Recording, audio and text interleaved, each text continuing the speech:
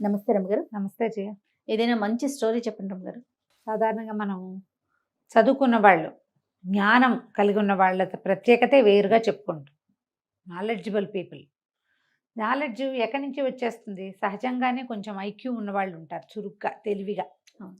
యాక్టివ్గా ఉంటే చదువు వాళ్ళకి వాళ్ళ ఐక్యూని బాగా పెంపొందిస్తుంది. అప్పుడు వాళ్ళకి రకరకాల విషయాలు తెలుసుకునే అవకాశం లభిస్తుంది. ఒట్టి ఐక్యూ ఉన్నవాడు కొన్ని చోట్ల రాణిస్తాడు. అవును. కానీ వాడికి చదువుతోటి ఆ ఐక్యూని పదును పెడితే వాళ్ళు ఇంకా అద్భుతంగా రాణిస్తారు. దాన్ని ప్రూవ్ చేసే ఒక కథ. పిల్లలకి నువ్వు తెలివిగల పిల్లలు, నువ్వు తెలివైన వాడివి, చదువుకుంటే ఇంకా రాణింపుకొస్తావని చెప్పాలి. చదువుకుంటే నీకు చాలా రకాల విజ్ఞానాలు వస్తాయి. నువ్వు ఒక తెలివి ఒకటే కాదు, చురుగ్గా ఉంటారు చూడు కొంతమంది పిల్లలు. అసలు ఇవాళ రేపు ఈ జనరేషన్లో చురుకుదనం లేని పిల్లలు లేరమ్మా. అవునండి. అతి చురుకు. అవును. ఏం చేసుకోవాలో తెలియదు ఆ మొత్తాన్ని. అలాంటి వాళ్ళే ఉంటున్నారు. అవును. పిల్లలు చదవకుండా ఉంటే చదువు ఎలాంటి ఫలితాన్ని ఇస్తుందో ఈ కథ చెప్పచ్చు. బాగుంది, మంచి కథ. పూర్వం ఒక అగ్రహారంలో ఒక ఆయన ఉండేవారు. ఇద్దరు మగపిల్లలు. ఆయన చాలా పేదవాళ్ళు వాళ్ళు. అయితే ఏదో చిన్న వృత్తి వాళ్ళది, పౌరోహిత్యం లాంటివి నేర్పించుకున్నారు. రెండో పిల్లడు భలే తెలివిగా ఉండేవాడు. ఆయనకి ఏమనిపించింది, పెద్దవాడు ఎట్లాగో మన ఇంటి పనులు, ఇంటి వ్యవహారము, మన క్లయింట్స్ ఎవరున్నారో వాళ్ళని మన ఊరు వరకు చూసుకుంటాడు. చిన్న ఊర్లో ఎంత డబ్బు వస్తుంది, ఎంత పేరు వస్తుంది, మనం ఉన్న ఊళ్ళో ఏదో భుక్తి గడుస్తుంది, అంతే. మర్యాదకు లోటు లేకుండా ఉంటుంది. కానీ ఈ పిల్లాడు చాలా తెలివిగా ఉన్నాడు. వీడిని పెద్ద చెరువులో ప్రవేశపెట్టాలి, పెద్ద చోట. అందుకు ఈ పిల్లవాడికి ఏదైనా చదువు చెప్పించాలని అనుకున్నాడు. కొద్దిగా కొంచెం వయసు వచ్చాక ఏం చెప్పాడంటే, నాయన నిన్ను తీసుకెళ్ళి ఎక్కడైనా పెట్టే ఓపిక లేదు నాకు.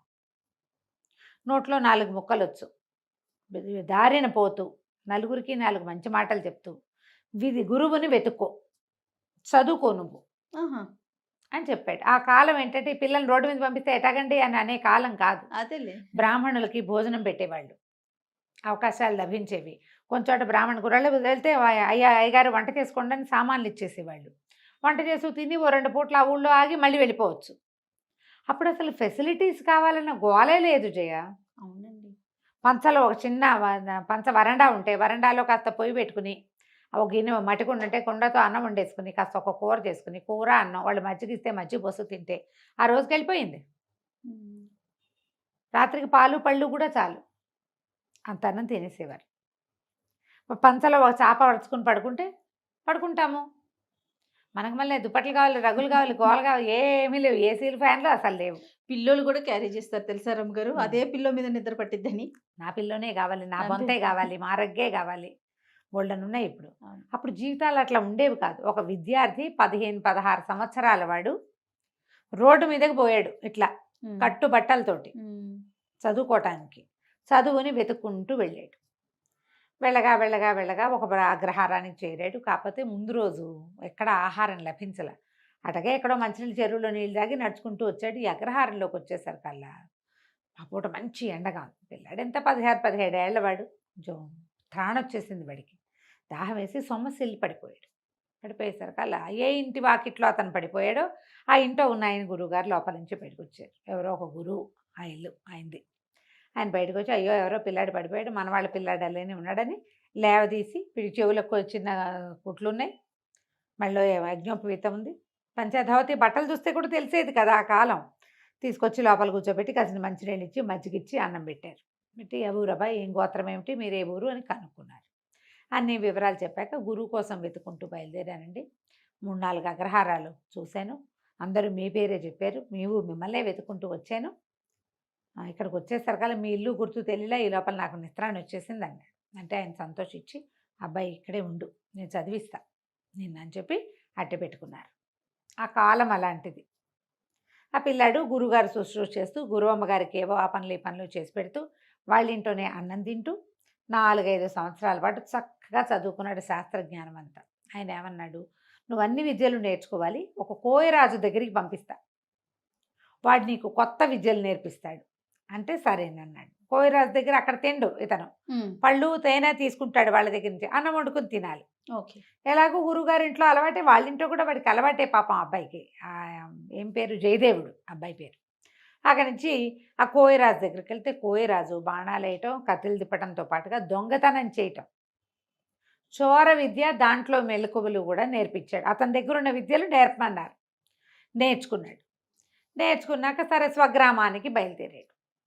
అవన్నీ ఎక్కడో ఊళ్ళు వెళ్తుంటే సరే ఒక ఊర్లో ఆగాడు.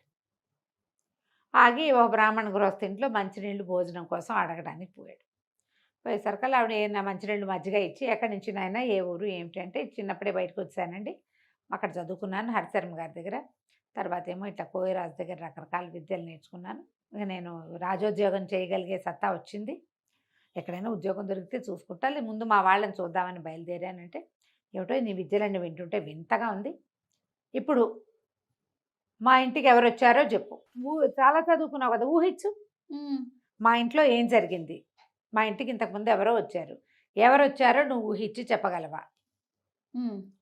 మా వాకిట్లో ఏం జరిగిందో ఆలోచించి ఐక్యూ తోటి, మనం ఒక సినిమాలో చూసాం వాడు ఊహించి చెప్పేస్తాడు బ్యాంక్ రాబరీ జరుగుతోందని, అవునండి, ఇలాంటి కథలే దానికి ఆధారం. ఈ అబ్బాయి ఏం చెప్పాడంటే బయటకు వాకిట్లోకి వెళ్ళొచ్చాడు, లోపలికి వచ్చాడు, ఇంటికి ఎవరో నలుగురు వచ్చారు, బహుశా రాజోద్యోగులు అయి ఉండొచ్చు, సైనికులు అయ్యి ఉండొచ్చు. తర్వాత ఈ రోడ్డు మీద ఒకడు నడిచి వెళ్ళాడు, వాడి నెత్తి మీద ఒక బొగ్గల బస్తా ఉంది. ఏం బస్తా? బొగ్గల బస్తా ఉంటే ఆయన ఆశ్చర్యపోయాడు, ఊరిని భలే కనిపెట్టాబోయ్, నిజంగానే మా ఇంటికి సైనికులు వచ్చారు, నలుగురు సైనికులు వచ్చారు, దేవాలయం దగ్గర ఒక మణి పోయింది, ఆ మణిని వెతుక్కుంటూ వచ్చారు, ఒక్కొక్క ఇంట్లోనూ వాళ్ళు వాకప్ చేసుకుంటూ వెళ్తున్నారు, నువ్వు భలే కనిపెట్టావు, అసలు ఆ మణి ఎట్టా పోయిందో ఎవరి దగ్గర ఉందో నువ్వు కనిపెట్టగలవేమో ప్రయత్నం చేయి, రాజుగారి దగ్గర నీకు ఉద్యోగం వేయించే పూచి నాది, చక్కగా మీ నాన్నని తాన్నయ్యని కూడా ఈ ఊరే తెచ్చుకోవచ్చు, ఈ ఊళ్ళో బ్రాహ్మణికానికి ఏం కొదవలేదు, మీ నాన్న అన్నయ్య వాళ్ళ పని వాళ్ళు చేసుకుంటారు, నీతోటే ఉంటారు హాయిగా, కనిపెట్టు మణి ఎక్కడ పోయింది, ఎలా పోయింది, ఎవరు తీసుకొచ్చారు, ఎవరు తీసుకున్నారంటే సరేనన్నాడు. ఈ అబ్బాయి వెళ్ళి దిగి అక్కడి నుంచి వెళ్ళిపోయాడు, వాళ్ళ ఇంటి నుంచి బయటకు వచ్చేసాడు, ముందు దేవాలయం దాకా నడిచి వెళ్ళాడు, దేవాలయం దగ్గర నుంచి నడుచుకుంటూ వచ్చాడు, ఏ గృహస్థ అయితే ఇతనికి మంచినీళ్ళు ఇచ్చి ఉద్యోగం ఇప్పిస్తానన్నాడో వాళ్ళ ఇల్లు దాటి ఇంకా 9-10 ఇళ్ల తర్వాత ఒక కంసాలి ఇల్లు, కంసాలి ఇంటి దాకా వెళ్ళాడు, అక్కడి నుంచి కంసాలి ఇంట్లోకి వెళ్ళాడు, లోపలికి వెళ్ళి బంగారము ఈ రోజుల్లో రేట్ ఎంత ఉంది, ఏదైనా వస్తువు చేయడానికి అతను ఎంత తీసుకుంటాడు, ఇవన్నీ మాట్లాడుకున్నాడు, కాసేపు మాట్లాడుకున్నాక మళ్ళీ బ్రాహ్మణుడి ఇంటికి వచ్చేసాడు, వస్తువు దొరికేస్తుందండి, నా భోజనం పెట్టించండి, నేను రాజోద్యోగులను తీసుకెళ్తాను అన్నాడు. నేను ఆశ్చర్యపోయాడు, భోజనం పెట్టారు, భోజనం వేళ అయినప్పుడు తినాలి కదా మరి, అన్నం తినేశాక మీరు రాజోద్యోగులను పిలిపించండి, సైనికుల్ని, దొంగ దొరికాడు మనకు అన్నాడు. అనేసరికి సరే నలుగురు సైనికుల్ని గుడి దగ్గర ఉన్న వాళ్ళని కేకేసుకురమ్మని కుర్రాన్ని పంపించాడు, ఆయన పాలేరు వెళ్ళి సైనికుల్ని పిలిచాడు, మా అయ్యగారు ఏదో చెప్తామని రమ్మన్నారంటే నలుగురు సైనికులు వచ్చారు, వస్తే వాళ్ళు మాట్లాడుకున్నారు. జయదేవుడు అన్నాడు, దీని తర్వాత 9 ఏళ్ళ తర్వాత కంసాలి ఉంది కదా, కంసాలేనండి దొంగ అన్నాడు. ఈ రాజోద్యోగులు వీళ్ళు సైనికులు అన్నారు, అటగాదు బాబు, అందరి ఇల్లు సోదా చేసాం, ఇప్పుడు నువ్వున్న ఇల్లు సోదా చేసినట్టే కంసాలి ఇల్లు కూడా సోదా చేసాము, వాళ్ళ ఇంట్లో ఎక్కడా కనపడలేదు, అన్ని పెట్లు గిట్లు అన్నీ చూసాం అనేసరికి నాతో పదండి నేను చూపిస్తాను అన్నాడు. ఈ బ్రాహ్మణ ఏ ఇల్లు అయితే ఆశ్రయం ఇచ్చారు ఇంట్లో వాళ్ళు కూడా బయలుదేరారు. సరే అందరూ కలిసి లోపలికి వెళ్ళారు. అతను అన్నాడు, అదేంటండి మా ఇల్లు సోదా చేశారు కదా, నేను అటువంటి వాడిని కాను, అలాంటి వాడిని కాను నేను అనేసరికి ఇతను అన్నాడు, ఈ కంసాళ్ళు వీళ్ళ పద్ధతి ఏంటంటే పెట్టెల్లో బేడల్లో బంగారాన్ని కానీ వస్తువులు కానీ దాచరు, వీళ్ళు దొరికేస్తాయని. ఇప్పుడు కంసాల ఇంట్లో ఎప్పుడు బంగారం ఉంటుంది, దొంగలు పడరు, వాళ్ళు ఏం చేస్తారంటే చిన్న చిన్న గోడకి కంతల్లో పెట్టి మూస్తారు, కొత్తగా అలిగిన గోడ ఎక్కడుందో వెతకండి ముందన్నాడు. మట్టి గోడ అది, ఇప్పుడు రోజు అలకరు కదా, కొన్ని చోట్ల ఇట్లా ప్యాచ్లు కనపడతాయి, ఆ ప్యాచ్ ఉన్న చోట తడి ముట్టుకుని చూసి ఇదిగో తడిగా ఉంది ఇక్కడే అంటే అక్కడ తవ్వేసరికి దాన్ని ఇట్లా కొట్టేసరికి మణి బయటపడింది. వాళ్ళు ఆశ్చర్యపోయారు, ఈ బ్రాహ్మణ ఆయన ఆశ్చర్యపోయాడు, ఆ గృహస్థు కూడా. మణి తీసుకున్నారు, కంసాలను పట్టేశారు. పట్టేశాక బయటకు వచ్చాక ఆయన అడిగాడు, ఎట కనిపెట్టావయ్యా అని. దాందేముందండి, దేవాలయం దగ్గర మణిపోయింది, దేవాలయం దగ్గర ఎక్కడ మణిపోయిందని మీ వాళ్ళు చెప్తున్నారు, మణి మిస్ అయిందని. అక్కడ ఒక చిటికెడు బొగ్గుపొడి రాలి ఉంది, ఆ తర్వాత దారంతా బొగ్గుపొడి రాలింది, ప్రతి చోట వాడు బ్యాగులోంచి రాలుతూ ఉందంటే ఆ దారిని వెళ్తున్నాడు. తర్వాత ఎక్కడైతే బొగ్గుపొడి రాలి ఉందో అక్కడ అడుగులు నిదానంగా వేసినట్టు, మధ్యలో ఒక్క అడుగు వెనక్కి వేసినట్టు కనపడుతుంది. తను ఎవరినైనా వెంబడిస్తున్నారేమోనని వెనక్కి తిరిగి చూశాడు ఆ బొగ్గులు బస్తా పట్టుకున్నవాడు.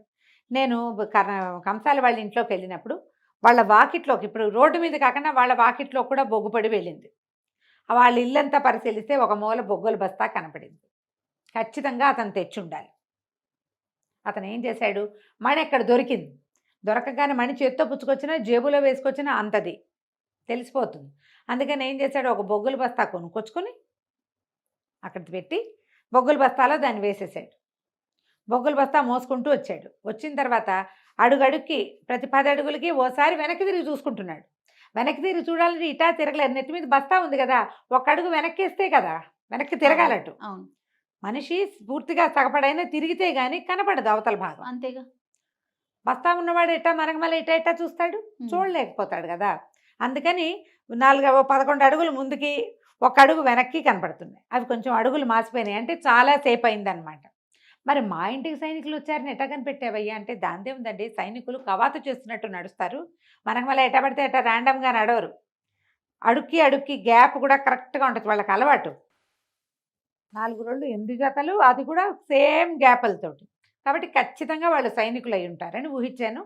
వాళ్ళు మీ ఇంట్లోకి వచ్చారు, వాళ్ళ మీ వాకిట్లో మట్టి మీద కూడా సేమ్ అడుగులు ఇవి కనపడుతున్నాయి. వాళ్ళు మీ ఇంట్లోకి వచ్చారు, వచ్చింది రాజ సైనికులు అని తెలిసింది. వీళ్ళకంటే ముందే అతను వెళ్ళిపోయాడు సైనికుల కంటే, ఎందుకంటే అతని అడుగులు మీ వాకిట్లో చెరిగిపోయినాయి, ముందే వెళ్ళి దాచేసుకున్నాడు. కంసాలు కాబట్టి ఖచ్చితంగా బంగారాన్ని పూడ్చినట్టుగానే దీన్ని పూడ్చిపెట్టాడు. ఆ బస్తా ఎక్కడికి వెళ్ళిందో అక్కడే మణి ఉంటుందని నేను ఊహించాను. వాళ్ళ ఇంట్లోకి వెళ్ళినప్పుడు అంతా పరిశీలించి తెలుసుకున్నాను అన్నాడు. ఆయన చాలా ఆశ్చర్యపడి, ఎంత బ్రెయిను, వీడికి ఎంత విజ్ఞానం ఉండాలి, అంతే కదా. ఒట్టి ఐక్యూ ఉంటే సరిపోతుందా, తెలివి ఒకటే కాదు, జ్ఞానం కూడా కావాలి. ఆ జ్ఞానం వీడికి చదువు వల్ల పెరిగింది. ఆయన రాజుగారి దగ్గరికి ఇతను తీసుకెళ్ళాడు జయదేవుడిని. మాకు తెలిసిన వాళ్ళ అబ్బాయి, వీడు చాలా తెలివైనవాడు, హరిశర్మ గారి దగ్గర చదువుకున్నాడు, తనకి రాని విద్య లేదు, మీ దగ్గర మంత్రిగా ఉంచుకోండి అని చెప్పి రాజుగారికి సిఫారసు చేసి జయదేవుడిని మంత్రిని చేశారు. తర్వాత వాళ్ళ అన్నయ్యని వాళ్ళని తెచ్చుకున్నాడు. నిజంగానే ఆ మణి చక్కగా ఎలా పోయిందో అలాగే 3-4 గంటల వ్యవధిలో చక్కగా దొరికేసింది. కథ కంచికి మనం ఇంటికి. రమగారు, మీరు అబ్జర్వ్ చేశారా, చందమామ కథ చెప్పి చాలా రోజులు అవుతుందండి. రకరకాల సిరీస్లు పెట్టినా కూడా మనం చందమామ కథలు కూడా చెప్తూ ఉందాం అప్పుడప్పుడు. తప్పకుండా అండి. పూర్వం మాధవరం అని ఒక పల్లెటూళ్ళలో అవధాన్ గారిని ఒక బ్రాహ్మణ ఆయన ఉండేవాడు. ఈయన పాపం చాలా పేదవాడు, ఏదో యాయవారం చేసుకున్నాడు. అంటే అందరి ఇళ్ళకి పొద్దుటిపూట వెళ్ళి, అమ్మ ఈరోజు ముహూర్తం ఇది అని చెప్పేవాడు. చెప్తే వాళ్ళు ఏదో ఇస్తే కూరో కరివేపాకో బియ్యమో వడ్లో పప్పో బియ్యమో తెచ్చుకుని పోషించుకునేవాళ్ళు. ఈయనకి లోటు లేకుండా 3 మగపిల్లలు 3 ఆడపిల్లలు 6 సంతానం. సంతానానికి లోటు ఉండేది కాదు. పైగా అప్పుడు సంతానాన్ని ఆపే రోజులు కూడా కావు, అవి తెలీదు. సాలొచ్చి మానుకోవాల్సిందే తప్పిస్తే ఇంకా సంతానాన్ని ఆపటం ఇప్పటి రోజులు కావు కదా. ఏదో చిన్న జీవితం ఎలాగోలాగా ఉండేది. అట్లా మీ పిల్లలు కొంచెం పెరుగుతున్న సమయంలో ఆయన కళ్ళు పోయినాయి. కంటి చూపుకి ఏదో సమస్య వచ్చింది, ఆయన కళ్ళు చూపు లేదు. లేకపోయేసరికి ఏం చేస్తారు, ఎట్లాగొట్లా గెంటిచ్చారు. చివరికి ఒక పాత పూరిపాకు ఉంటే అది కూడా అమ్ముకోవాల్సి వచ్చింది. తర్వాత ఏం చేశారంటే, ఆ ఊళ్ళో ఒక ధనవంతుడు, ఒక ఏమన్నాడు వ్యాపారస్తుడు వాకిట్లో ఒక పెద్ద ఇల్లు, ఓ పక్కన చిన్న పంచలాగా ఉంది. ఆ పంచలో నెలకు 4 రూపాయల వడ్డీ అద్దిచ్చి అక్కడ ఉండేలాగా ఏర్పరచుకున్నారు. ఇల్లు వాకిలి లేవు కదా. అదేలేండి. ఈ 6 పిల్లలు భార్యాభర్త అక్కడ ఉండేవాళ్ళు. ఈయన కళ్ళు పోయినాయి, ఆయన ఇళ్ళంబడిపడి తిరగలేడు. ఆ ఊళ్ళో ఒక రామాలయం ఉంటే వీళ్ళు ఏం చేసేవాళ్ళు, రోజు పిల్లలు కానీ తల్లి కానీ ఎవరో ఒకళ్ళు ఆయన తీసుకొచ్చి ఈ రామాలయం దగ్గర కూర్చోబెట్టి ఒక గావంచ ఆయన ముందు పరిచి వెళ్ళిపోయేవాడు. సాయంకాలం మళ్ళీ తీసిపోయేవాళ్ళు అనమాట. పొద్దునే కాస్త అన్నం తినేసి వచ్చేవాడు. ఆయన వచ్చి ఇక్కడ కూర్చుంటే ఈ గుళ్ళోకి వచ్చిన భక్తులు పావలావో 10 పైసలో అరటిపండో లేకపోతే కొబ్బరి చిప్పో ప్రసాదం ఏదైనా చేస్తే అదో, అది కాకపోతే స్వయం పాకం ఇస్తారు. బ్రాహ్మడు కదా, ఎంత చెడ్డా పాపం, స్వయం పాకం ఇచ్చుకోవడానికి అవధాన్ గారు గుడి దగ్గర ఉంటాడు కాబట్టి అది పితృకార్యాలప్పుడు అట్లా ఏవో ఇచ్చేవాళ్ళు. పావలా 10 పైసలు పడేవి. దేవాలయంలో దండం పెట్టుకుని సాయంకాలం అయ్యేసరికల్లా పిల్లలో తల్లో ఎవరో ఒకళ్ళు వచ్చి ఈయన పడిన వస్తువులు మూట కట్టుకుని ఆయన చేతబుచ్చు తీసుకుపోయేవాళ్ళు. రోజు ఇట్లా కూర్చునేవాడు. ప్రతిరోజు దేవుడికి దండం పెట్టుకునేవాడు. ఏమిటి నా పరిస్థితి, కనీసం పిల్లలైనా ఎక్కి రావాలి కదా, ఆడపిల్లల పెళ్ళిళ్ళు ఎట్లా చేస్తాయి ఈ జీవితంతో అని దిగులు పడేవాడు. పెద్ద పిల్లల్లో 2 మగపిల్లలు కొంచెం పెద్దవాళ్ళు అయ్యారు. వాళ్ళు కూడా ఓ పావలా తెచ్చేవాళ్ళు ఏదో చిన్న పని చేసి. ఇంతమంది ఉన్నారు, 6-8 పొట్టలు నిండద్దు, ఇవి నిండాలి, పై సరుకులు కావాలి, మరి ఇంటి అద్దె ఇవ్వాలి. కష్టం కదా పాపం. మరి అట్లాగే గెంటుతూ ఉండేవాడు. ఒకనాడు ఏమైంది, ఎవరు తనని తీసుకెళ్ళడానికి ఇంటి నుంచి చాలా లేట్ అయిపోయింది. ఆయన సాయంకాలం అయ్యేసరికి తీసుకెళ్ళిపోయేవాడు, చీకటి పడితే నడవలేడు కదా. అదేలే. అయితే ఎవరు రాపోయేసరికి నేను చూస్తూ ఉండగా ఏమైంది, ఆయన భార్య ఏడ్చుకుంటూ పరిగెత్తుకుంటూ వచ్చింది. ఏమిటి అంటే ఆవిడ ఏమందంటే, ఏమంటే ఏం చేయాలి, ఆయన డబ్బులు ఈ నెల మనం రెంట్ ఇవ్వలేకపోయాము, 2 నెలలు అయిపోయింది, ఈ కిందటి నెల ఇవ్వలేదు, ఈ నెల కూడా ఇవ్వలేదు, వాళ్ళేమో సామాన్లు అన్నీ బయట పారేశారు, అన్నీ బయటపడిపోయినాయి, ఇంక ఇప్పుడు ఏం చేస్తాము, మన పరిస్థితి ఇట్లా అయిపోయింది అని చూస్తే గావంచాలో 2 రూపాయలు 2 కాన్లు ఇవి ఉన్నాయి, 2 అరటిపళ్ళు, అంతకంటే ఏం లేవు. ఇవాళ భక్తులు కూడా లేరు. భార్య భర్త ఇద్దరు ఏడుచుకుంటూ దేవుడి దగ్గర దండం పెట్టుకుని మెల్లిగా ఇంటికి నడిచి వెళ్ళారు. సామాన్లు లేవు, ఆ పంచలో నుంచి బయట పారేస్తారు వాళ్ళ సామాన్లు, వీళ్ళకి అన్నం వండుకునే దిక్కు కూడా లేదు. ఇంటికి వెళ్ళాక ఏం చేశారు, అక్కడ దాకా వెళ్ళి బయట పడేశారుగా. ఆ ఎదురుగుండా ఓ చెట్టు, ఏదో పెద్ద చెట్టు ఉంటే దాని కింద ఒక గట్టు ఉంటే ఇవాళకి పొయ్యి ఇక్కడ పెట్టుకుని వండుకుందామని పిల్ల జల్ల అందరూ కలిసి ఆ సామాన్లన్నీ బయట విసిరేసినవన్నీ ఆ చెట్టు కిందకి చేర్చుకున్నారు. ఇంతలో ఏమైంది, చీకటి పడే వేళకి సాయంకాలానికి ఈయనని తొందరగా తీసుకెళ్ళిపోతారు. రాత్రికి వచ్చే భక్తులు ఉంటారు కదా. ఈ సాయంకాలము ఇక్కడ హడావిడంతా చేసినటువంటి ఆ వ్యాపారస్తుడు, ఆ శెట్టి గారు, ఎవరింట్లో అయితే వీళ్ళు అద్దెకున్నారో ఆయన గుళ్ళోకి వెళ్ళాడు. వెళ్ళేసరికల్లా పూజారి గారికి ఏదో చిన్న ఇబ్బంది వచ్చి ఆయన హారతి ఇవ్వకుండా ఇంటికి వెళ్ళాడు. ఈయన బయట కూర్చున్నాడు, హారతి తీసుకుని వెళ్ళాలని. ఇంతలో ఏమైందంటే సీతారాములు ఇద్దరూ మాట్లాడుకుంటున్నారు విగ్రహాలు. సీతాదేవి, ఏమిటండి పాపం ఇతను చూడండి ఇట్లా ఉన్నాడు, వాళ్ళని చూస్తే బాధేస్తుంది, అవధాని రోజు వచ్చి కూర్చుంటాడు, పాపం భార్య కూడా ఏడుస్తుంది, ఆ పిల్లలతో ఏమైపోతాడు పిచ్చి బ్రాహ్మడు, పాపం గుడ్డివాడు కూడాను, కాస్త కరుణించవచ్చు కదా అన్నది. అనేసరికల్లా రాముల వారు అన్నట్టు, కరుణించకపోవడానికి ఏమిటి, ఏదో రకంగా అన్నం ఏర్పాటు చేస్తున్నాము, అతనికి కర్మశేషం, కర్మని అనుభవించవలసిందే అంటే ఆవిడేమంటే కర్మలన్నీ తర్వాత చేయొచ్చు, తర్వాత కాలంలో అనుభవిస్తాడులేండి, కనీసం కాస్త డబ్బైనా ఏర్పరచండి అని ఈవిడ పోట్లాడింది అనమాట. ఇంతకంటే కర్మానుభవం ఇంకేం చేయించాలి, పెద్ద సొంత ఇంట్లో నుంచి పంచలోకి చేర్చాం, పంచలో నుంచి రోడ్డు మీదకి చేర్చాం, అయిపోయింది ఇంకా కర్మశేషం, మీరెవరు చెప్తారో నాకు తెలీదు, ఇతనికి ఏదైనా ధనం వచ్చే ఏర్పాటు చేయండి అంతే అని చెప్పింది అనమాట సీతాదేవి. అనగానే సరే ఈయన ఏం చేశాడు, రాములు వారు ఆంజనేయ స్వామి ఎదురుగుండా కనపడుతున్నాడు, సీతారామ లక్ష్మణులు ఇక్కడ నుంచున్నారు, ఆంజనేయ స్వామి ఉంటాడు కదా. ఆంజనేయ స్వామికి, హనుమ విన్నావు కదా అమ్మగారి ఆజ్ఞ, 1,00,000 రూపాయలు ఏర్పాటు చేయి వీధ బ్రాహ్మడికి పాపం అంటే, అలాగే ప్రభు అన్నట్టు ఆంజనేయ స్వామి. ఈ మొత్తం మాటలు వినేశాడు శెట్టి గారు. ఇంకేముంది, 1,00,000 వస్తుంది అవధానికి, ఇప్పుడు ఆయన ఇవ్వన్నాడు, ఈయన ఇస్తానన్నాడు అంటే పడేస్తారనమాట. అంతేగా, డబ్బులు ఎలా వస్తాయి, లేకపోతే సడన్గా ఎలా వస్తాయి చెప్పు, ఎవరైనా పడేసి చేయాలి. వ్యాపారం లేదు, ఉద్యోగం లేదు, పొలం దుంతుంటే ఏదో దొరికింది అనుకోవచ్చు, ఇల్లు కడుతుంటే దొరికింది అనుకోవచ్చు, పునాది తవ్వుతుంటే దొరికింది అనుకోవచ్చు, పునాదులు లేవు, ఇల్లు లేదు, వాకిలు లేదు, ఈయనకి ఎక్కడి నుంచి వస్తుంది. కాబట్టి ఇది కాదనమాట, వీళ్ళకి ఈయనకి అవధానికి డబ్బు ఇస్తారు వీళ్ళే. అక్కడి నుంచి లబలబలాడుతూ పరిగెత్తుకుంటూ ఇంటికెళ్ళి అవధాని గారి కాళ్ళు చేతులు గడ్డాలు పట్టుకున్నాడు. అయ్యో అయ్యో అయ్యో, మావాడు అప్పడు దుర్మార్గుడండి, మా పనివాడు అప్పడు వెంకడు ఇద్దరు పనివాళ్ళు, వాళ్ళిద్దరు కలిసి సామాన్లు బయటపడేశారనమాట. నేనుండగా ఇంత పని జరగనిస్తానా, మీరు ఎంతో మంచివాళ్ళు, వచ్చి ఉండండి, పంచలో వచ్చి ఉండండి అని బతిమలాడితే ఈయనేమో సరే మరి ఏదో ఒకటి కావాలిగా, పంచలోకి చేరారు. పంచలోకి చేరంగానే ఈయన ఏమన్నాడు, 10 రూపాయలు తీసి అవధాని గారి చేతిలో పెట్టపోతే ఆయన నాకొద్దు, నేను తీసుకోను అన్నాడు. కాదు పోనీ 10 రూపాయలు చిన్నది, ఈ 100 రూపాయలు తీసుకోండి, చేసిన అపరాధానికి నాకు మన్నింపు కావాలి, ఈ 100 తీసుకోండి అంటే, చీచి డబ్బులు తీసుకుని ఆయన, నేను ఎవరి దగ్గర డబ్బులు తీసుకుని ఎరగను, ఈ ఐవారం చేస్తాను అంతే, నేను నీ డబ్బులు నాకెందుకు నాయన, ఏదో ఆసరా చూపించావు, కాస్త రెక్కాడితే రేపొద్దున మీ 2 నెలల అద్దె మేము ఇచ్చేస్తుంటే, అయ్యో అద్దొద్దు ఏమొద్దు, 100 తీసుకోండి అని ఎంతగానో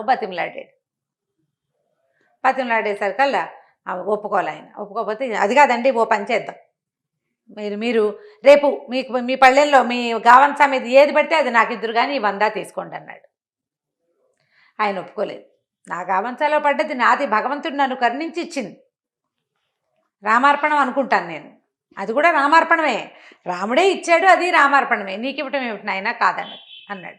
పోనీ 100 కాదు 1000 ఇస్తా, మీకు రేపొద్దున పడేది నాకు ఇవ్వండి అంటాడు. రేపు మీ గావంసాలో ఏది పడితే అది నాదనండి చాలు, మీకు 1000 ఇస్తాడు. ఆయన ఒప్పుకోవాలి. అట్లా బేరం 50,000కి పెంచాడు. 50,000 రూపాయలు ఇస్తాను మీకు, పుచ్చుకోండి, రేపు మీ గావంచాలో పడేది నాకు ఇవ్వండి. ఆయన ఏమంటాడు, గావంచాలో ఏది పడితే అది భగవంతుడు నన్ను కరుణించి ఇచ్చేది, నీకెందుకు ఇస్తాను? అది రామార్పణమే, నన్ను తినమని ఇచ్చాడు, నీకు ఇవ్వనంటాడు. ఇంకా బాగా ఆలోచించి 1,00,000 వస్తుంది రేపు, 50 తోటి ఎందుకు, పోనీ 75 దాకా వెళ్దాం, 25,000 మిగులుతుంది కదా మనకు అనుకుని 75,000 ఇస్తానన్నాడు. అయినా కూడా ఆ పిచ్చి బ్రాహ్మడు ఒప్పుకోలే, కాదన్నాడు. అట్లా చేయకూడదు, వ్యాపారం ఎట్లా చేస్తాను, నేను బ్రాహ్మణ్ణి, నేను నిర్ధనుణ్ణి, భిక్షం అడుక్కునేవాడిని, నా దగ్గరకు వచ్చింది నేను నీకు అమ్ముకోకూడదు, నేను నీకు ఇచ్చేయమంటే ఇచ్చేస్తా, ఇచ్చేయడానికి భయంగా ఉంది, నీకు ఇచ్చేయమని అనకూడదు కదా, అందుకని ఇది ఇస్తానంటున్నాడు. ఏం చేయాలో తెలియలే. ఈ లోపల సావిత్రమ్మ గారు, ఆయన భార్య ఉంది కదా, ఆవిడ అంది, మీరు ఊరుకోండి, ఆయన సైగ చేసి బయటికి తీసుకెళ్ళి, ఆయన అలాగే అంటారు, నేను ఇప్పిస్తాలేండి, మీరు డబ్బులు తెచ్చి ఇచ్చేయండి, రేపు గావంచాలా పడిన ప్రతిదీ మీదే, అమ్మ ఒట్టేయండి అన్నాడు. ఒట్టుకేముందని, నా భర్త మీద ఒట్టు, నా పిల్లల మీద ఒట్టు, రాముడి మీద ఒట్టు. శభాష్, ఎంతో బాగుందిగా. పరిగెత్తుకుంటూ వెళ్ళిపోయాడు శెట్టి గారింటికి. వెళ్ళిపోయి 75,000 రూపాయలు తెచ్చి పోసేసాడు బాకీ. పరిగెత్తుకుంటూ మళ్ళీ పట్టుకొచ్చేసాడు. ఆవిడ ఏం చేసింది, వెంటనే డబ్బులు దాచుకొని జాగ్రత్త చేసుకుంది. సరే నాయనా మంచిది అన్నది. మర్నాడు పొద్దున్నే అవధాని గారికి స్నానం చేయించారు, తిన్నామని తీర్చిదిద్దారు, తీసుకుపోయి దేవాలయం దగ్గర కూర్చోబెట్టేసరికల్లా సరే ఆ పూట ఏమైంది, ముందు రోజు ఏకాదశి, ద్వాదశి వాళ్ళే జనం తక్కువ ఉన్నారు, త్రయోదశి ఆ రోజున శివాలయానికి జనాలు ఎక్కువ మంది వెళ్తారు, రామాలయానికి ఎక్కువ మంది రారు. ఏమీ రాల. 2 ఏగానీళ్ళు పడ్డాయి. తర్వాత ఒక బాగా మాగిపోయిన 2 అరటిపళ్ళు, ఒక సగమే ఇంతే ఉన్న కొబ్బరి చిప్ప పడేసి సాయంకాలం అయిపోయింది. చూస్తే ఏమీ లేదు. సావిత్రమ్మ గారు వచ్చింది, గావంచాలో ఏది పడితే అది మూట కట్టి ఈయన చేతిలో పెట్టేసరికి ఈయన నిర్ఘాంతపోయాడు. ఇదేంటి 1,00,000 పడుతుంది అనుకున్నాం, పడలేదు. చూస్తుంటే సావిత్రమ్మ గారు లేచి భర్తను తీసుకెళ్ళిపోయింది. ఇంకా అక్కడ గావంచాలేదు, ఏం పడుతుంది, ఆవిడ తీసుకెళ్ళిపోయింది. ఈ లోపల పొద్దున్నే భర్తను ఇక్కడ కూర్చోబెట్టి ఆవిడ ఊళ్ళో ఇల్లు వాకిలి ఏర్పాటు చేసుకుంది. ఒక 5-6 వేల రూపాయలకి ఇల్లు కొనేసుకుంది, పిల్లలకి ఇంట్లో కావాల్సిన సామాన్లు కొనేసేసింది, డబ్బులు ఎక్కడెక్కడ దాచిపెట్టాలో మధ్యాహ్నం సాయంకాలం 4 అయ్యేసరికి మొత్తం ఏర్పాటు చేసేసి పిల్లల్ని ఎలా తీసుకుని వెళ్ళిపోయి. ఈయన ఏం చేయాలి, 75,000 రూపాయలు ముందు రోజు రాత్రి పోసేసాడు, బిక్కమొహం వేశాడు. సరే ఆలోచించాడు, రాముడిని నేను నిలదీయాలనుకున్నాడు. ఓకే, లోపలికి వెళ్ళాడు గుళ్ళోకి. రాముడు వైపు చూస్తే ఆయన చిదానంద సిద్ధులాస స్వరూపం చూస్తున్నాడు. ఈయన కాదు, ఈయన ఏం చెప్పాడు, హనుమ డబ్బు ఇవ్వు అన్నాడు. హనుమ ఇస్తా అన్నాడు కాబట్టి వెళ్ళి ఆంజనేయ స్వామి దగ్గరికి వెళ్ళాడు. ఆంజనేయ స్వామి దగ్గరికి వెళ్ళి ముందోసారి దండ పెట్టాడు. ఏమన్నా పెద్ద మనిషి అయ్యా నువ్వు మహారామభక్తుడు అని చెప్పుకుంటావు, ఆయన పక్కన ఇమ్మన్నాడు, నువ్వేమో ఇస్తానంటివి, ఏం పడింది, కులిపోయిన అరటిపళ్ళు ఇప్పించావు, అంతకంటే ఏమైనా ఉందా అన్నాడు. అనేసి ఏం చేశాడు, మనం ఉద్రేకం వచ్చేసరికల్లా అవతల వాళ్ళ మీదకి వెళ్ళిపోతాం, ఇది దేవుడితో సంభాషణ కాదు, వ్యక్తితో సంభాషణ అంతే అని చెప్పేసి ఇట్లా విసురుగా మాట్లాడుతూ ఏం చేశాడంటే ఆంజనేయ స్వామి విగ్రహం మీద చెయ్యేసాడు. చెయ్యేసిన మరుక్షణం ఆంజనేయ స్వామి వెనకాల ఇట్లా తోక ఇట్లా రింగులాగా చుట్టుకుని ఉంటుందా, ఆ తోక ఇటు కదిలి ఈయన చెయ్యి చుట్టేసింది, పట్టేసుకుంది తోక. అక్కడి నుంచి ఈ తోక వదలటం లేదు. ఇంతలో రాముల వారి శబ్దం వినపడింది. ఆ హనుమ నిన్న చెప్పిన పని ఏం చేసావు అని. ఆంజనేయ స్వామి వెంటనే చెప్పాడు, 75,000 నిన్న రాత్రే ఇప్పించేశాను ప్రభు, 25,000 ఇస్తే గాని వదలను మరి అన్నాడు. అనేసరికి ఇప్పుడు ఏం చేయాలి, ఆంజనేయ స్వామి పిచ్చి వేషాలు వేస్తే ఏం చేస్తా, గదుతుంది ఎత్తి మీద ఒకటి కొడతాడు అంతే కదా. కాసేపు నుంచున్నాడు, ఆయనకు అర్థమైపోయింది ఇది లాభం లేదు, నా తోక తన్ని ఎంత విదిలించుకున్నా అదేమో రాతి విగ్రహం, ఆ తోక ఎట్లా చుట్టుకుందో తన్ని ఎలా పట్టిందో అర్థం కాలేదు. ఇక లబోదిబో కేకలు పెట్టాడు పూజారి గారు. అదేంటండి అలా అయిందంటే అది అలా ఎట్లా అయిందో తెలీదు. మా పని వాళ్ళని ఎవరినైనా పిలవండి అంటే పూజారి గారు పరిగెత్తుకుంటూ పోయి ఊళ్ళో అందరినీ పిలుచుకొచ్చాడు. మరి ఇలాంటి వింత జరిగితే ఊరుకుంటారు, పని వాళ్ళని పిలుచుకొచ్చారు. ఒరే ఇంట్లో అమ్మగారిని అడిగి ఎనపెట్లో 25,000 రూపాయలున్నాయి, అవధాని గారింటికి పంపించి రండిరా అన్నాడు. ఓకే, ఇంకా వేరే దారిలేదు, ఊళ్ళో జనం అంతా చూస్తూనే ఉన్నారు ఏం జరుగుతుందా అని. సరే వాళ్ళు పని వాళ్ళు ఇద్దరు పోయి అప్పడు వెంకడు అమ్మగారి దగ్గరికి వెళ్ళారు, 25,000 తీసుకున్నారు. అవధాని గారు ఇల్లు కొనుక్కున్నారు అక్కడెక్కడో, వాళ్ళు ఇంటికి వెళ్ళిపోయారు. అక్కడికి పోయి పరిగెత్తుకుంటూ అక్కడ డబ్బులు ఇచ్చేసామండి అని వచ్చి చెప్పాక అప్పుడు తోక వదిలింది. జనం చూస్తుండగానే తోక వదిలిపెట్టింది అనమాట. బతుకు జీవుడా అని వెధవ ఆసిపోతానానికి నాకున్న ఆస్తి చాలదు, బ్రాహ్మడికి 100 రూపాయలు ఇద్దామని లేదు, 4 రూపాయల అద్దెకి వాళ్ళని రోడ్డు మీద పెట్టినందుకు కదా ఇది జరిగింది, ఈ 1,00,000 ఇవ్వాల్సి వచ్చింది. ఊళ్ళో జనమంతా చూశారు. ఇప్పుడు తన అవధాని గారికి డబ్బు ఇచ్చిన సంగతి అందరికీ తెలిసిపోయింది. దాంతో నోరు గట్టిగా మూసుకుని ఊరుకున్నాడు, బుద్ధి తెచ్చుకున్నాడు. మరి అంతే, బుద్ధి వస్తుంది క్రమంగా. కథ కంచకి మనం ఇంటికి. సూపర్ రమ్మగారు, చాలా బాగుంది కదా. రమగారు ఏదైనా మంచి స్టోరీ చెప్తారా? ఆకతాయి కథ చెప్తాం. కొంతమంది ఉంటారు, వాళ్ళకేం పెద్ద దాని మీద రాబడి ఉండకపోయినా ఇతరులను పీక్కు తిని ఏడిపించుకు తినేవాళ్ళు, వేళాకోళం చేసేవాళ్ళు, ఏడిపించుకు తినేవాళ్ళు, ఏమనాలి టక్కరితనంతో మోసగించేవాళ్ళు, ఎరకాటల్లో పెట్టేవాళ్ళు, ఇలా తమాషాగా ఉంటారు. చందమామ కథల్లో ఓ కథ ఎప్పుడో చదివాను నేను. అది చెప్తామా వద్దా అని ఆలోచించి ఊరుకున్నా. ఎందుకు రమగారు? గుర్తొచ్చింది. ఎందుకు వద్దనుకున్నా? ఆకతాయి కదా ఎందుకన్నా? అది నేర్చుకుంటారనా? ఏమోలే, ఏమిటో. ఇప్పుడు ఏంటంటే మనం ఖలీఫా కథలు చెప్తున్నాము, చైనా జానపద కథలు అలాంటివి చెప్తే ఫ్రాన్స్ జానపద కథలు, మీరు ఇలాంటివి చెప్తారేంటి? అలాంటి భావాలు వస్తున్నాయి. కథలు వెతకలేక చచ్చిపోతున్నాను నేను. కథల్లో కూడా ఇలాంటి భావాలు ఉంటాయి. భావాలకి తక్కువే ఉండదు, మనకి చాలా ఉంటాయి.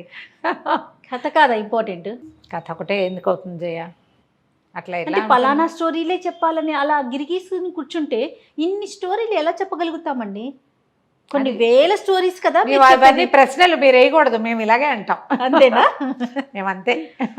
ఏదైనా చెప్పగానే మీరు గాజులు వేసుకోలేదు, మీ మెడలో మంగళసూత్రాలు ఉన్నాయా, బొట్టు పెట్టుకోలేదు, వాళ్ళు మేకప్ చేసుకున్నారు ఎందుకు, అలాంటివి అడుగుతారు. అంటే అలా ఒక ఉద్రేకం వస్తుంది.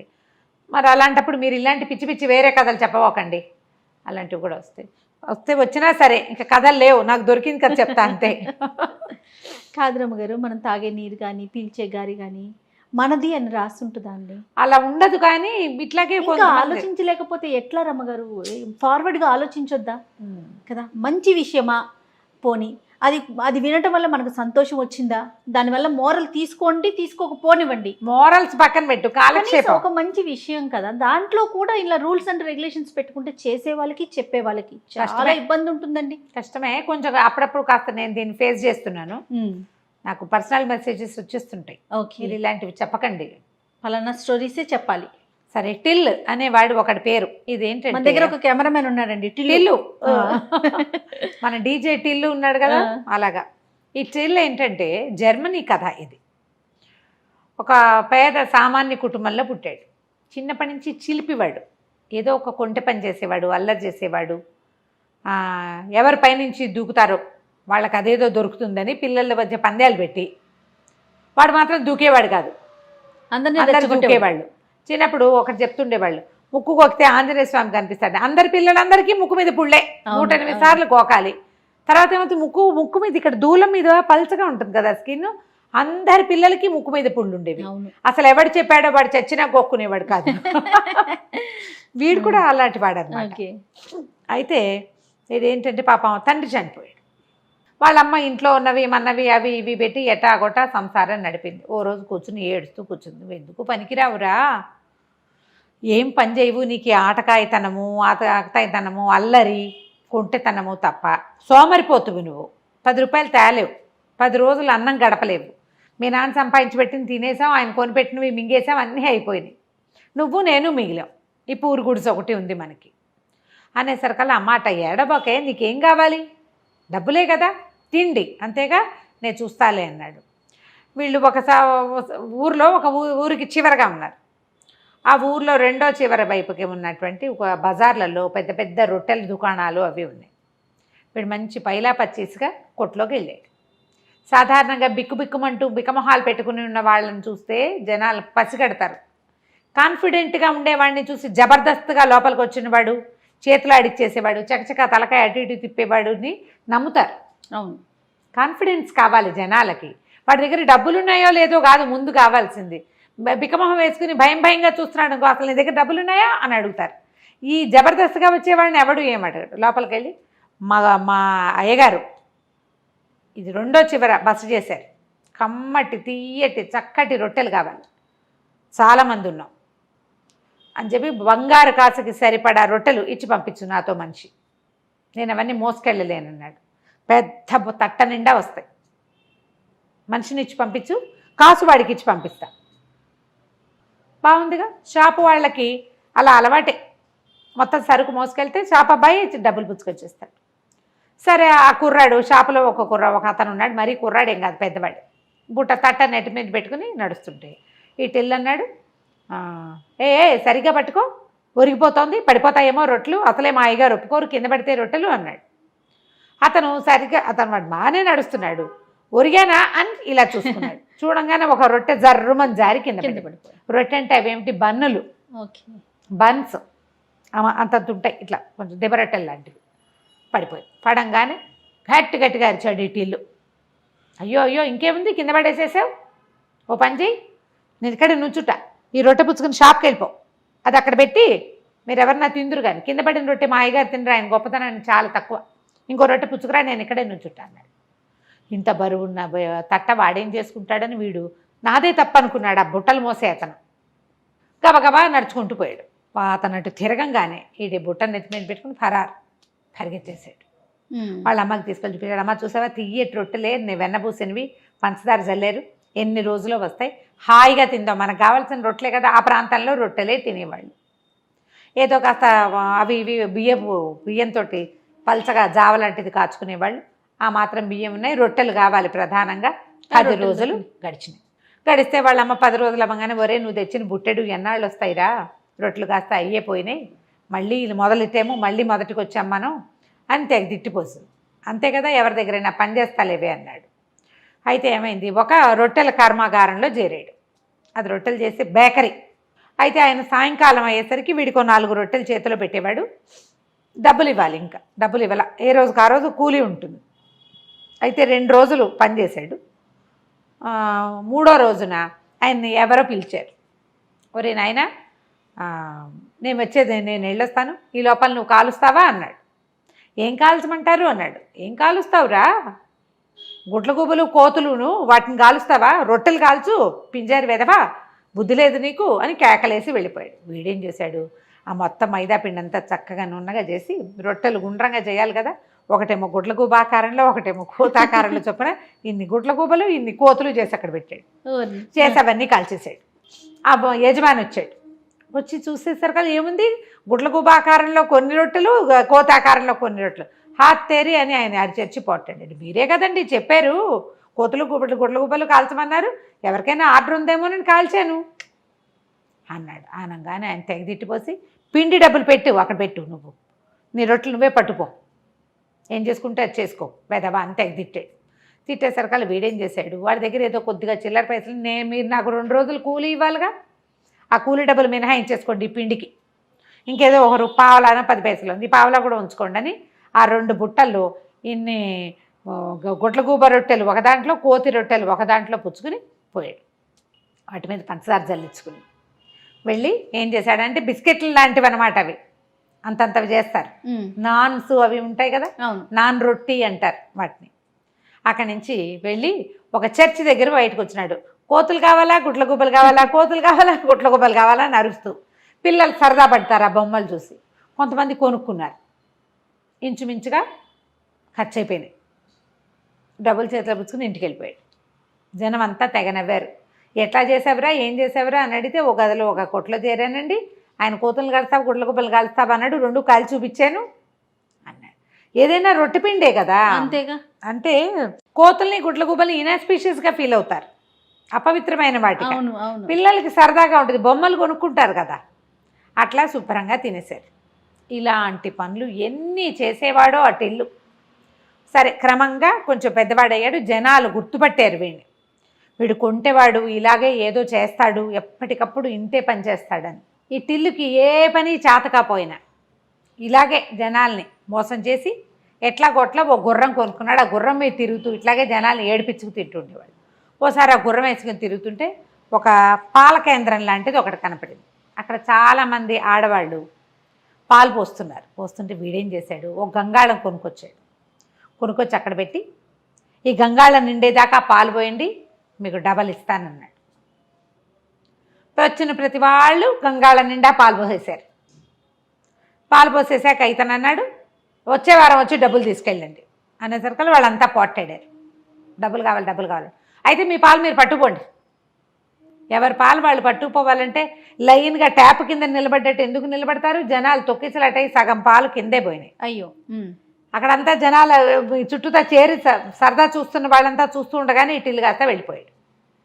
ఇట్లాంటి పనులు చేసేవాడు అనమాట. అయితే ఏమైంది, క్రమంగా అలా ఇలాంటి పనులే చేస్తుండేవాడు. అయితే కొన్ని రోజులకి ఏమైంది, ఏమి డబ్బులు మిగల్లా అతని దగ్గర. వాళ్ళ అమ్మాయి చచ్చిపోయింది. ఈ గుర్రం ఒకటే ఉంది. గుర్రాన్ని అమ్మేయాలనుకున్నాడు. గుర్రాన్నేమో అమ్మడం ఇష్టం లేదు.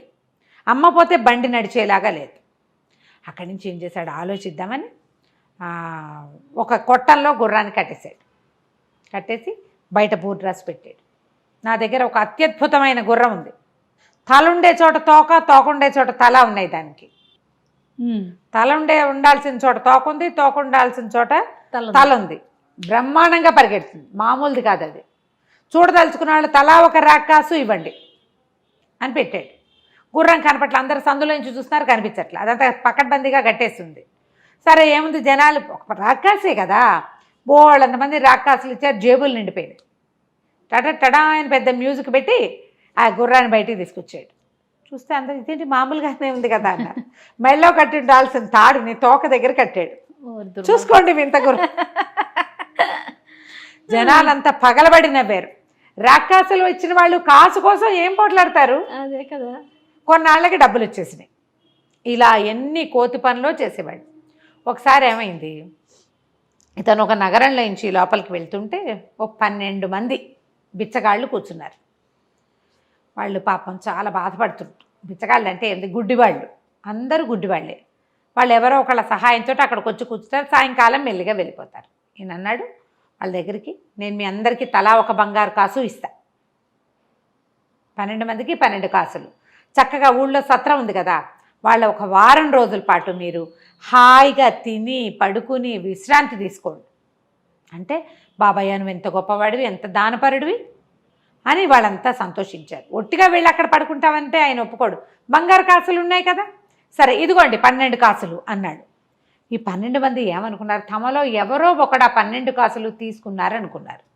ఎవ్వరికీ ఇవ్వలాతను, ఇవ్వకుండా వెళ్ళిపోయాడు.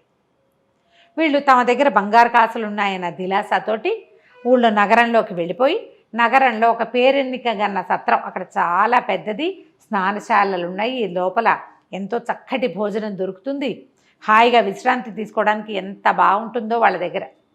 అందులోకి పోయారు. పోయేసరికి ఇదేమన్నా ధర్మసత్రం అనుకున్నారని సత్రం యజమాని వీళ్ళని అదిలించాడు. ధర్మసత్రం ఏంటి, ధర్మసత్రం అని మేము అనుకోలేదు, మాకు తెలుసు ఇది పెయిడ్ సత్రం అని.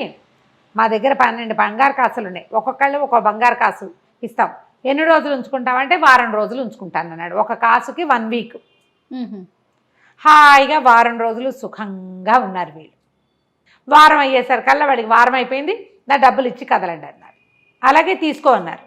తీసుకో అంటున్నారు. ఇందులో వీళ్ళలో ఒకడన్నాడు, ఒరే బంగారు కాసులు ఎవరున్నాయో ఈయనకి ఇవ్వండిరా అన్నాడు. నా దగ్గర లేవంటే నా దగ్గర లేవన్నారు. అప్పుడు వీళ్ళకి అర్థమైంది బంగారు కాసులు ఎవ్వరికీ ఇవ్వబడలేదు.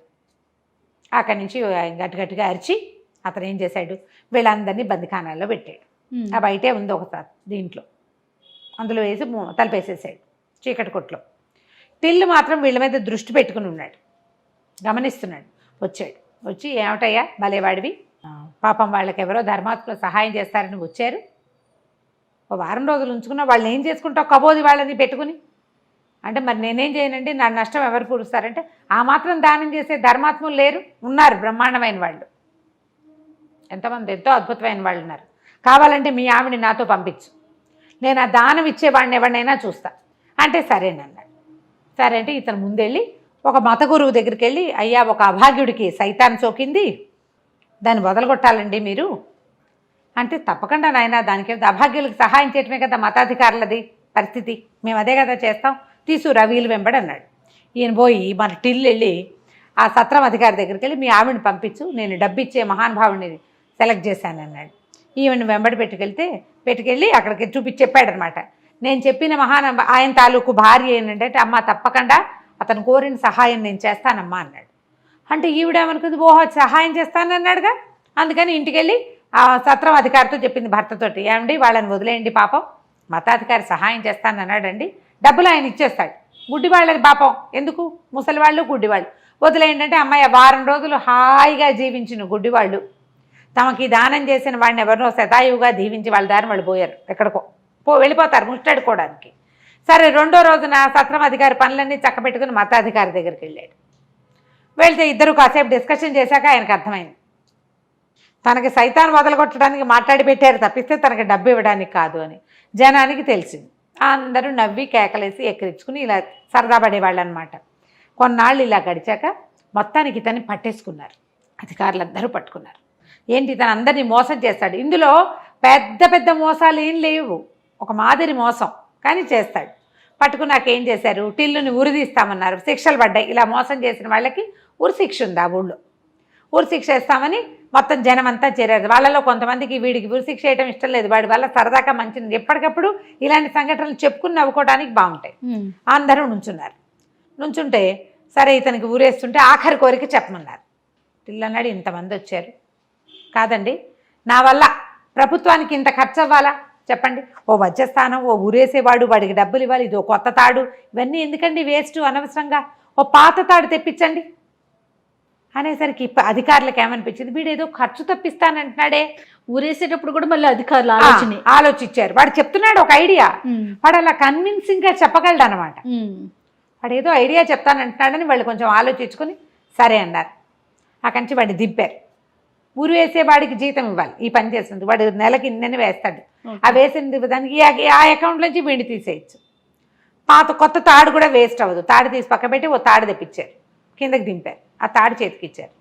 సరే అన్నారు. అనేసరికి అలాగేనండి, నాకు అవకాశం ఉన్నప్పుడు చేయి తీరిగిన అయినప్పుడు ఈ పాతోడితోటే ఊరేసుకుంటారని జంపు. అలా పారిపోయేవాడు అనమాట. ఆఖరికి అతను చనిపోయేటప్పుడు కూడా ఈ రాజ్యం నాకెంతో మేలు చేసింది, నా మొత్తం యావదాస్తి రాజ్యానికి రాస్తున్నాను అని వీలునామా రాసి చచ్చిపోయాడు. సూపర్. రాజ్యానికే తన డబ్బంతా ఇస్తానన్నాడు, ఇంతమందిని మోసం చేశాడు, వాడి దగ్గర కోట్లు ఉంటాయని సకల రాజమర్యాదలతోటి అతనికి అంత్యక్రియలు చేసి ఆయనకు పెద్ద సమాధి కూడా కట్టారు. అవన్నీ అయిన తర్వాత ఆయన బాక్సులు ఓపెన్ చేస్తే అందులో కంకర రాళ్ళు ఉన్నాయట. చనిపోయేటప్పుడు కూడా తమాషానే, ఆకతాయితనంతో చేశాడు. ఇలా కొంతమంది కనిపిస్తారు. కథలు కొన్ని సరదాగా ఉంటాయి, సరదాగా వినడానికి అంతే బాగుంటుంది. వేరే దేశం వేరే జాతివా అన్న ఆలోచన చేయబోకండి. మంచి చందమామ కథ ఒకటి చెప్పుకుందామండి. చెప్తాం, గుణపాఠం కథ చెప్తాం. గుణపాఠం చెప్పటమా? పూర్వం కోసల దేశానికి మాధవర్మ గారిని ఒక రాజుగారు ఉండేవాడు. ఈ రాజుగారు మహామూర్ఖుడు. ఆయన కొన్ని అర్థమయ్యేవి, కొన్ని అర్థం అయ్యేవి కాదు. ఏది అర్థమైంది ఇక దాని మీదే ఉండేవాడు. ఈయన మంత్రి మహాదురాశాపరుడు, అసూయాపరుడు కూడా. ఒక్కోళ్ళు అట్లా ఉంటారు కదా. అయితే ఈ పండితులు, కవులు, గాయకులు ఎవరైనా రాజుగారి దగ్గరికి వస్తే రాజు ఏదో వాళ్ళు ప్రదర్శన చేసేవాళ్ళు, విద్యా ప్రదర్శన ఇస్తే ఈయన దానికి 100 అబ్జెక్షన్లు చెప్పేవాడు. ఆ ప్రదర్శన అయ్యాక రాజుగారు వీళ్ళకి 100 వరహాలు ఇవి, 1000 వరహాలు ఇవ్వు, అది ఇవ్వు, ఇది ఇవ్వు అంటే ఇచ్చేవాడు కాదు. ఎన్ని అడ్డంకులో పెట్టేవాడు. అయినా తప్పలేదనుకో, అప్పుడు అందులో ఇంచి కొంత లాగేసి ఏ 4వ వంతో వాళ్ళకి దఖలుపరిచేవాడు, ఇచ్చేవాడు కాదు. అదొక దుష్టబుద్ధి అన్నమాట. అయితే ఇలా ఉంటూ ఉండగా చుట్టుపక్కల ప్రజలకు తెలుసు. కాకపోతే రాజుగారే బేసిక్గా కొంత మూర్ఖుడు కదా, ఎవరు చెప్తారు, ఆయన ఎప్పుడేం చేస్తాడో తెలీదు. అవును. దాంతో ఊరుకునేవాళ్ళు. అట్లా కాలం గడుస్తుంటే ఒకనాడు ఒక పండితుడు ఒక ఆయన వచ్చాడు. ఆయన చాలా చక్కటి కవిత్వము అవి చెప్పగలిగే పాండిత్యం ఉంది. దాంతోపాటు ఆయనకి కళలు, వాటి మీద విశ్లేషణ బాగా తెలుసు. ఒక్కొక్కళ్ళు చదువుకుంటారు కదా, స్వప్నశాస్త్రం అంటారు. కళ ఫలానా రకం కళ వస్తే ఏమిటి అని మనం కూడా కనుక్కుంటూ ఉంటాం. ఇలా కళ వచ్చింది, పీడకళ వచ్చింది, దేవుళ్ళు కనిపించారు, చనిపోయిన వాళ్ళు కనిపిస్తే ఎలా, అలాంటి వాటికి ఆయన సమాధానాలు చెప్పేవాడు. చాలా గట్టివాడు, అందులో మంచి పేరు. సరే ఆయన వచ్చి రాజుగారి దగ్గర బ్రహ్మాండంగా పద్యాలు చదివారు. చదివేసరికి రాజు చాలా సంతోషించి, బాబ్బా ఏం పాండిత్యం అండి మీది, ఎంతో బాగుంది అని మంత్రి ఈయనకి 100 వరహాలు ఇవ్వమని, బంగారు వరహాలు ఇవ్వమని చెప్పేసరికి మంత్రి అన్నాడు, ఏముందండి ఇందులో, ఈ పద్యాలన్నీ పాతవేను, మా నాన్నగారు కూడా ఇలాంటి కవిత్వమే రాసేవాళ్ళు, మా నాన్న గొప్ప కవి మీకు తెలుసు కదా, మంత్రి గారు తండ్రి గారు గొప్ప పండితుడు, కవి, ఆయన చాలా పద్యాలు రాశారు, మా నాన్న చెప్పిన పద్యాల్లాగానే ఉన్నాయి, ఏముంది కొత్త ఇందులో. ఈ పండితుడు రాజుగారి దగ్గర బహుమానం పుచ్చుకొని నాకు కళల శాస్త్రం కూడా తెలుసు, అది మీకు ఏదైనా సమాధానం కావాలంటే నేను చెప్పగలనని అడిగి ఆ స్థానంలో కుదురుకోవాలని అనుకున్నాడు. ఆ కథ ఎట్టాగో పోయింది, ఈ కథ కూడా ఆగిపోయింది.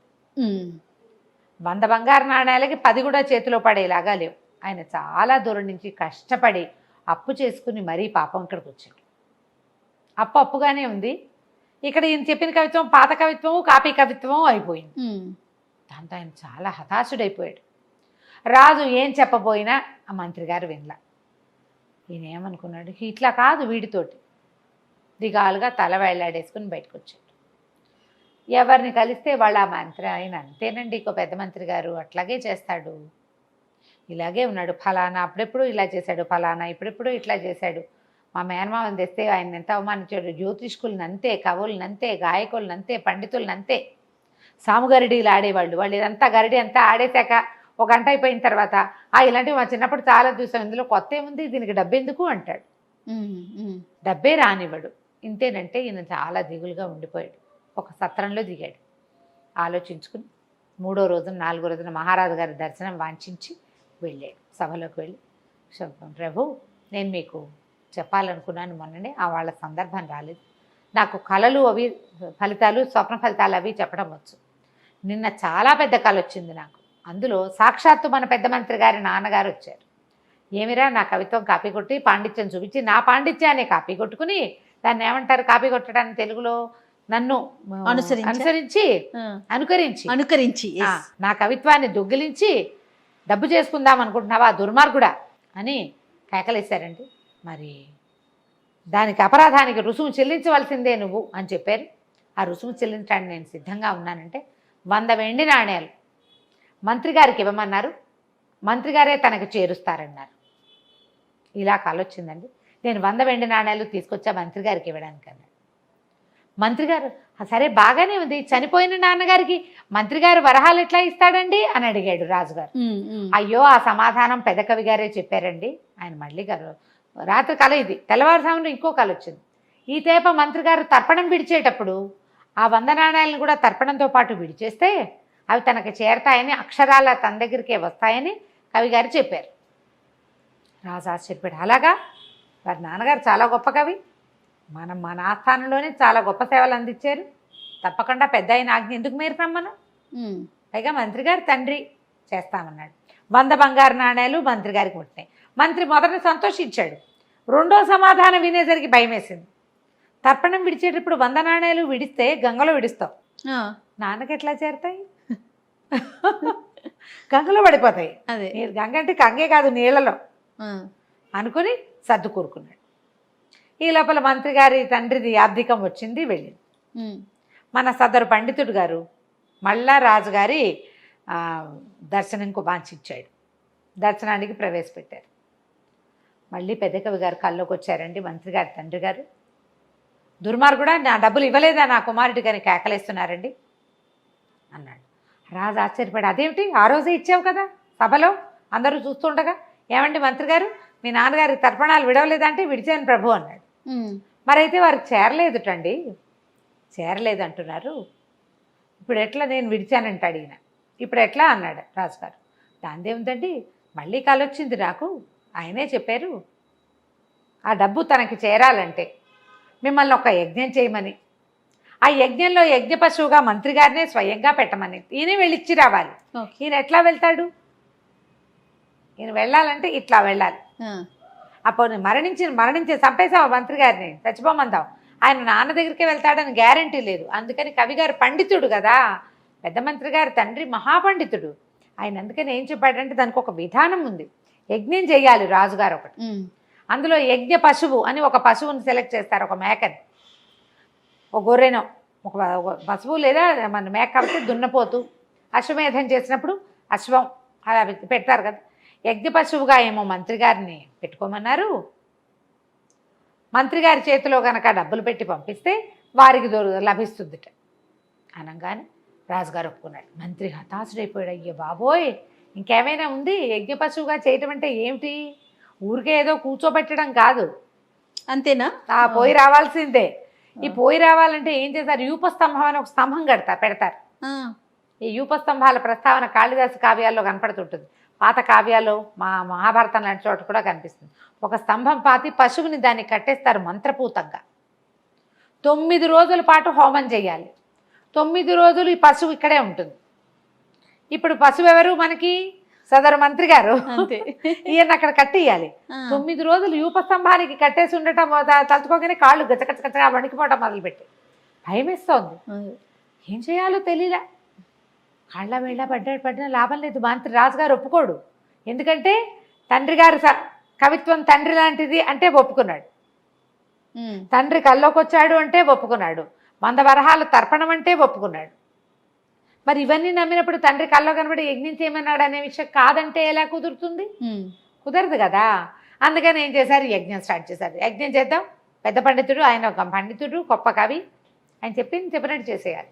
ఇహ యజ్ఞ పశువుగా ఈయన కట్టారు. ఈయనకి పసుపచ్చ బట్టలు కట్టారు, పసుపులో తడిపిన బట్టలు కట్టి మెళ్ళో 2 వేపాండాలు వేలాడేసి చెట్టుకేసి దీపస్తంభానికి వేసి కట్టేశారు. లబో దిబో 3వ రోజు గడిచేసరికి హోమాలు జరిగిపోతున్నాయి, యజ్ఞానికి యజ్ఞం. ఈయన నోరెత్తలేడు, వాళ్ళు ఉనికిపోవటం మొదలుపెట్టే చచ్చిపోయాను అనుకున్నాడు 3వ రోజుకి.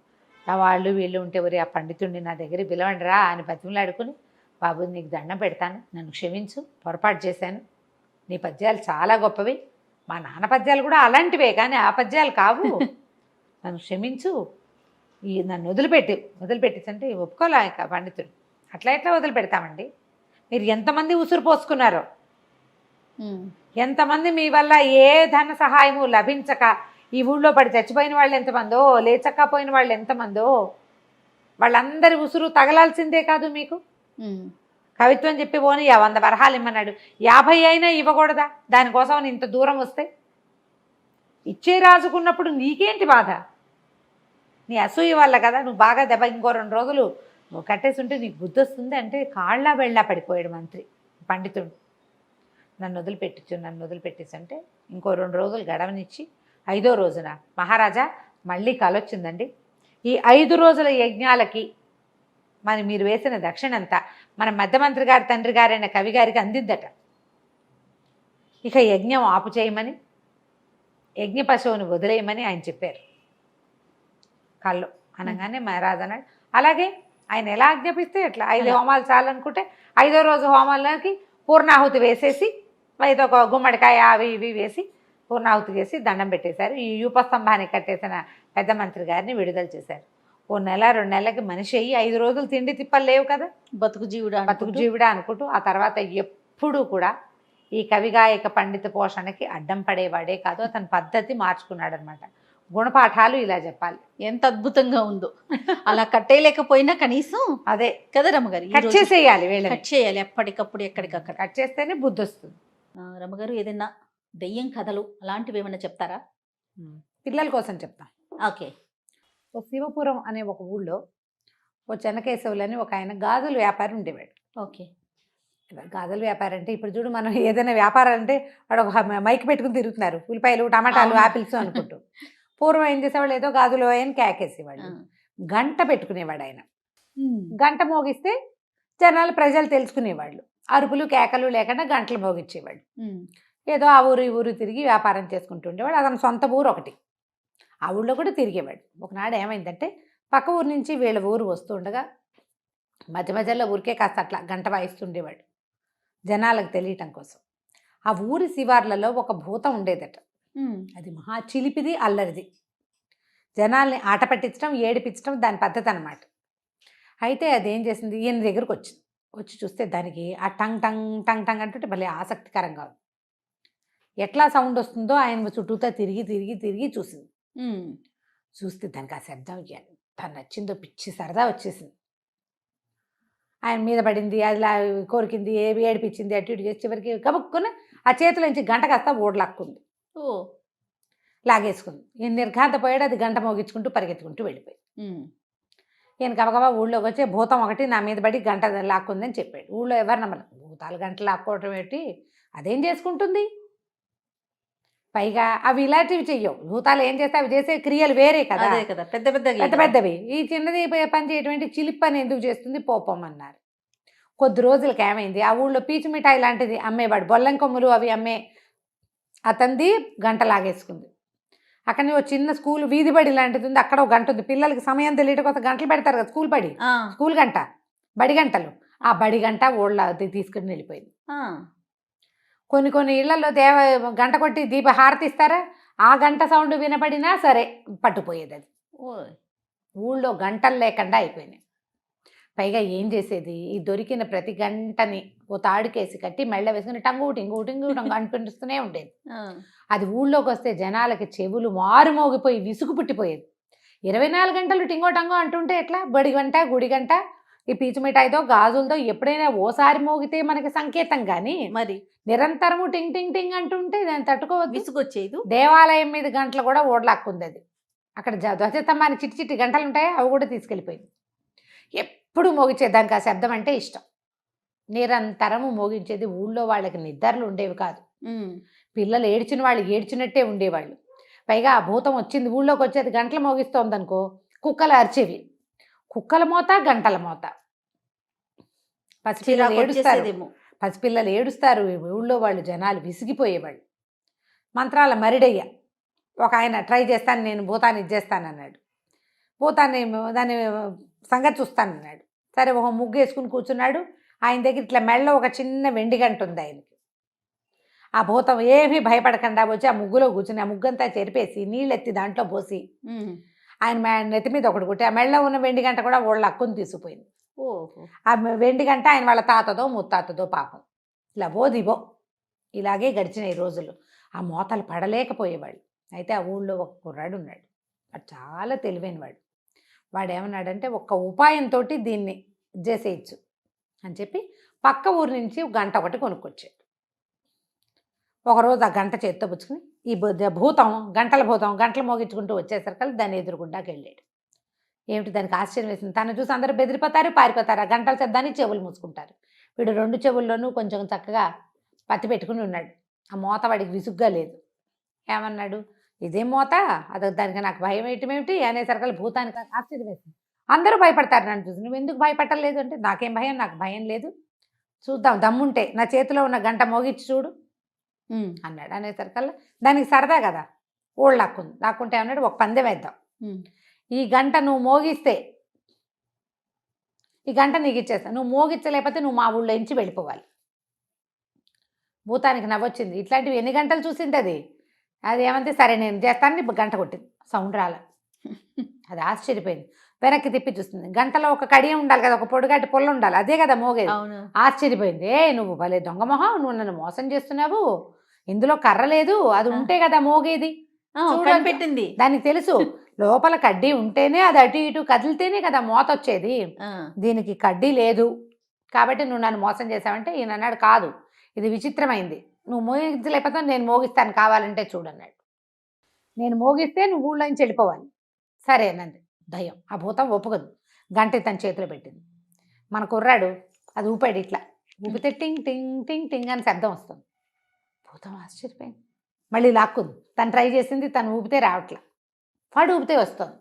అప్పుడు కుర్రాడు ఏమన్నాడు, మరి నువ్వు ఒప్పుకున్నావు కదా, నీ వల్ల కాలేదు నా వల్ల అయింది, నువ్వైనా ఉండాలి నేనైనా ఉండాలి, మరి నువ్వు ఒప్పుకున్నావు కాబట్టి ఊళ్ళో నుంచి వెళ్ళిపోమన్నాడు.